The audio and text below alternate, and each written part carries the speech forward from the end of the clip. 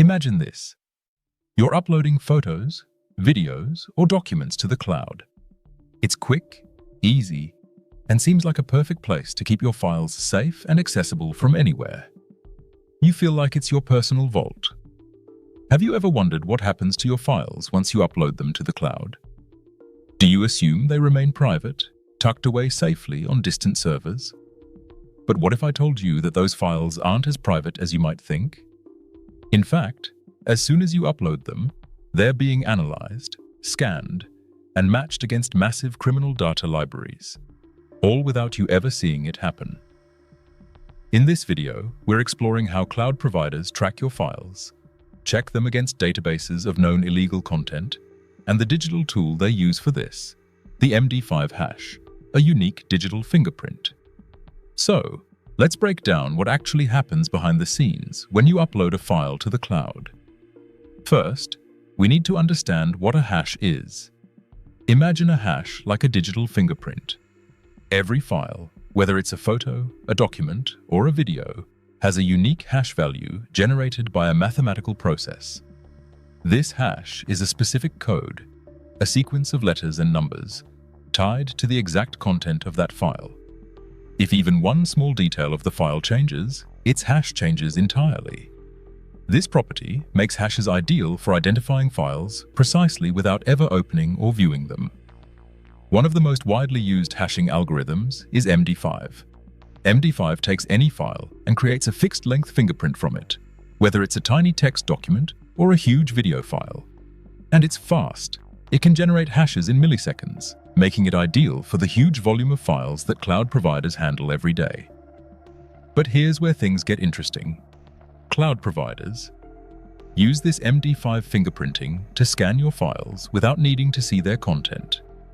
They take the MD5 hash of your file and match it against databases containing hashes of files flagged as illegal or dangerous.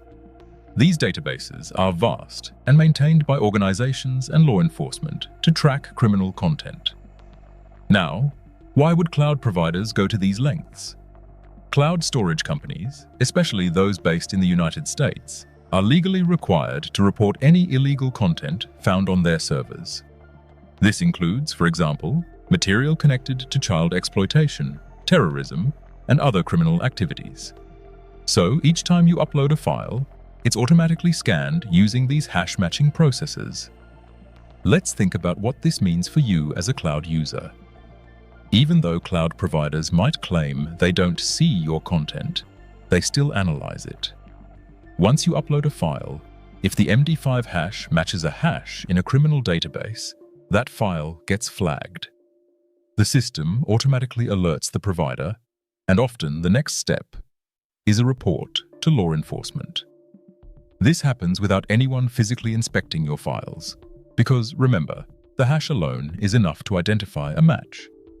To illustrate this, think of a giant library with millions of unique fingerprints, each representing a file previously identified as illegal. Your file's hash is just another fingerprint that, if matched with one in the library, links it immediately to suspicious content. But here's the important thing to note. The MD5 hash doesn't just reveal exact duplicates. This system is highly effective for exact matches. When you upload a file to the cloud, the MD5 hash generated from your file is instantly compared with a database of known hashes. But you might be wondering, how accurate is this matching? After all, a hash is just a string of letters and numbers, not the actual file itself.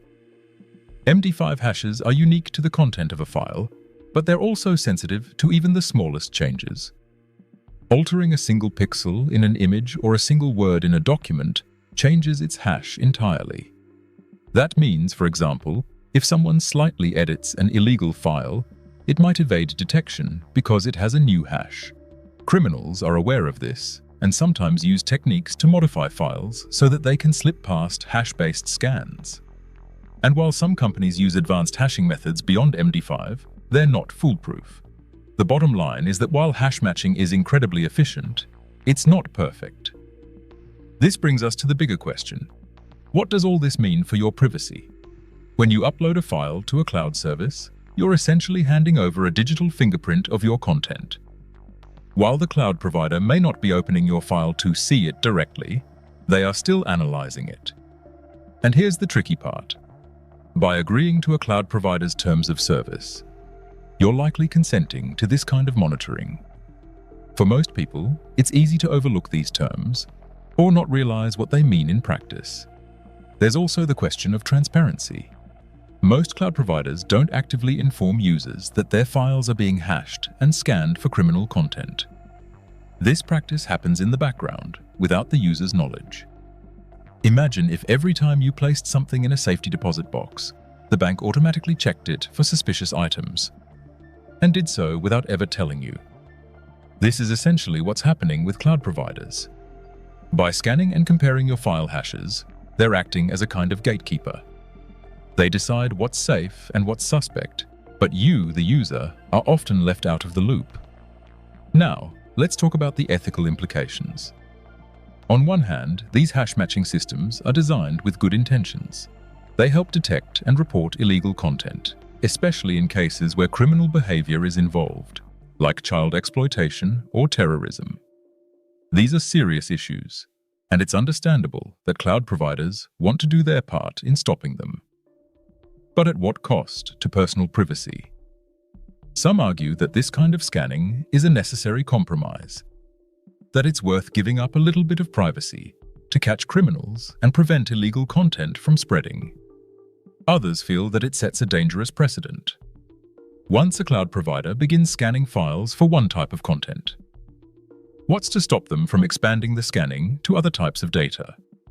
Where do we draw the line? Could this eventually lead to an erosion of privacy, where all kinds of content are routinely scanned and monitored? As cloud users, we should ask ourselves, how much are we willing to trust these companies with our data? Are we comfortable knowing that everything we upload is being hashed, scanned, and matched against criminal databases? And do we have any control over what's being scanned or how it's being used? Now, let's move on to a practical demonstration. I'll show you just how sensitive MD5 hashes are to changes, even the smallest ones. This exercise will reveal how altering even a single character in a file completely changes its MD5 hash value. First, we begin by generating an MD5 hash for a text file. On a Linux system, we can accomplish this by opening the terminal and executing a straightforward command. Type md5 sum textfile.txt. This command will output a unique string of numbers and letters, the MD5 hash, for the original version of our text file. Take note of this hash, as we'll compare it after making a minor modification. Now, let's open the text file and change a single character. Any small adjustment, such as adding or removing a letter or symbol, will suffice to alter the file's content. Once this modification is made, we'll save and close the file. With the file now updated, we'll generate the MD5 hash once again. In the terminal, input md5 sum textfile.txt. Notice that the resulting hash is entirely different from the initial one. This change demonstrates the sensitivity of MD5. Even a single, seemingly insignificant alteration produces a completely distinct digital fingerprint. In forensic and cybersecurity contexts, this property of MD5 hashing is critical. It confirms that any change to a file's content, no matter how minor, results in a completely new identifier, enabling precise verification of file integrity and authenticity. As technology advances, we'll need to keep questioning how much privacy we're willing to trade for convenience and security. And ultimately, it's up to us, the users, to stay informed, read the terms of service carefully, and decide whether we're comfortable with what goes on behind the scenes. Thanks for watching. And if you found this video insightful, don't forget to like and subscribe for more discussions on digital security, privacy, and tech awareness. In the next video, we're diving into a hidden world of digital deception. We'll uncover how law enforcement agencies like the FBI use fake files on peer-to-peer file-sharing networks, creating traps that look like the real thing. Imagine searching for a specific file and finding an exact match. But what you don't realize is that the file is empty, with only a carefully crafted hash designed to lure you in. These decoys are tracking tools, allowing agencies to trace activities and identify individuals in the process. We'll reveal the tactics behind these ghost files, how they're planted on popular networks, and how they can expose more than you'd ever expect. If you think you're browsing anonymously, think again. Join us in the next episode to learn about the FBI's stealth techniques in the digital surveillance game, and find out how to recognize these traps before they catch you.